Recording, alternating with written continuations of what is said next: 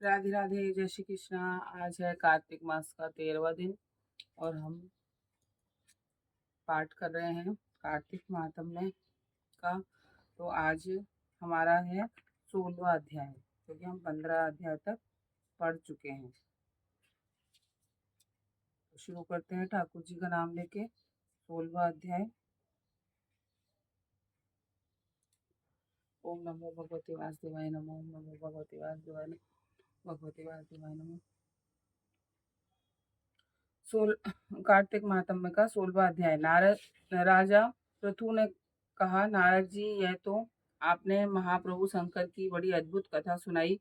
कृपा कर आप अब यह बतलाइए कि उस समय राहु उस पुरुष से छूटकर कहाँ गया। जब राजा पृथु ने देवर्षि नारद से ऐसा प्रश्न पूछा तो देवर्षि ने कहा, उससे छूटने पर वह बर्बर नाम से विख्यात हो गया और मानो नया जन्म पाकर उसने अपने आपको धन्य माना तथा वह धीरे धीरे जलंधर के पास गया। वहां जाकर उसने शंकर जी की चेष्टा कही। उसे सुनकर दैत्यराज को बड़ा क्रोध आया और उसने अब दैत्यों को सेना सजाने की आज्ञा दी। काल नेमी और शुंभ निशुंभ आदि सभी महाबली दैत्य तैयार होने लगे। एक से एक महाबली दैत्य करोड़ों की संख्या में निकलकर युद्ध के लिए संबद्ध हो गए। महाप्रतापी सिंधु पुत्र शिवजी से युद्ध के लिए निकला। उसके आगे महर्षि शुक्र और छिन्न सिर राहु हुआ। फिर तो उसी समय जलंधर का मुकुट खिसक कर पृथ्वी पर गिर पड़ा। आकाश में मेघ छा गए और बड़े अपशगुन हुए। उधर इंद्र आदि सब देवताओं ने एकत्र होकर कैलाश पर जाकर शिव जी के पास पहुंचकर सारा वृतांत कहा और यह भी कहा कि आपने जलंधर से युद्ध करने के लिए जो भगवान विष्णु को भेजा था वह उसके वशवर्ती हो गए तथा लक्ष्मी सहित जलंधर के अधीन होकर उसके घर में निवास करते हैं। अब देवताओं को भी उसके यहाँ निवास करना पड़ रहा है। अब वह सागर पुत्र आपसे युद्ध करने के लिए आ रहा है। अतः अतएव आप उसे मारकर हमारी रक्षा कीजिए।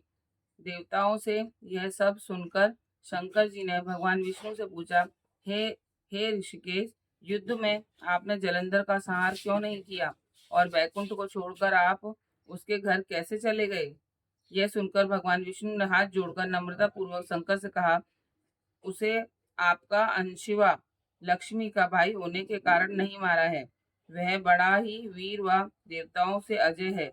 मैं सत्य कहता हूँ कि उसे कोई भी नहीं मार सकता। इस पर मैं मुग्ध होकर मैंने स्वयं उसके घर में रहने का वर दे दिया और इसी कारण मैं उसके घर में रहता हूँ।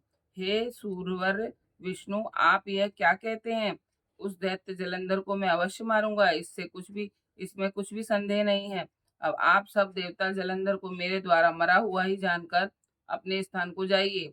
जब शंकर ने ऐसा कहा तो सब देवता संदेह रहित होकर अपने स्थान को चले गए। ठीक उसी समय पराक्रमी जलंधर अपनी विशाल सेना के साथ कैलाश पर्वत को घेर कर सिंहनाद करने लगा। दैत्यों के नाद और कोलाहल से शिवजी क्रुद्ध हो गए।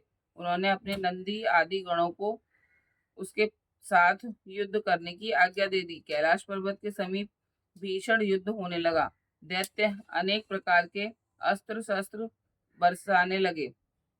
मेरी मृदंग शंख और तीरों तर्क हाथी घोड़ों और रथों के शब्द से पृथ्वी कांपने लगी। युद्ध में कट मरे हुए हाथी घोड़े और पैदलों पर पहाड़ सा लग गया, जिससे कि युद्ध भूमि और भी आगम्य हो गई। दैत्यों के आचार्य श्री शुक्राचार्य जी अपनी मृत संजीवनी विद्या से सब दैत्यों को जिलाने लगे। यह देखकर शिव जी गण व्याकुल हो गए और उनके पास जाकर सारा वृतांत सुनाया।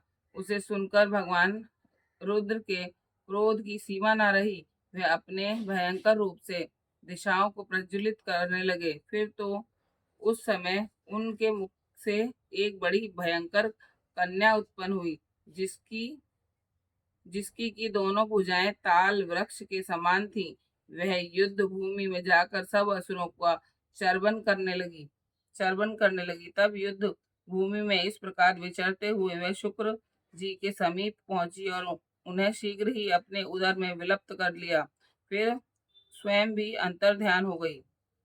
शुक्र के गुप्त हो जाने से दैत्यों का मुख मलिन पड़ गया और वह युद्ध भूमि छोड़कर भाग गए। इस पर उनके शुंभ निशुंभ और कालनेमी आदि सेनापति ने अपने भागते हुए वीरों को रोककर शिवगणों पर बड़ा कठिन प्रहार करना आरंभ किया। और ऐसा ही शिवजी के नंदी आदि वीर गणों ने भी, जिनमें गणेश और स्वामी कार्तिक भी थे, अपने गणों को रोक रोक कर दैत्यों से भीषण युद्ध करना आरंभ किया। ये 16वां अध्याय संपन्न हुआ। राधे राधे। ओम नमो भगवते वासुदेवाय नमः। ओम नमो भगवते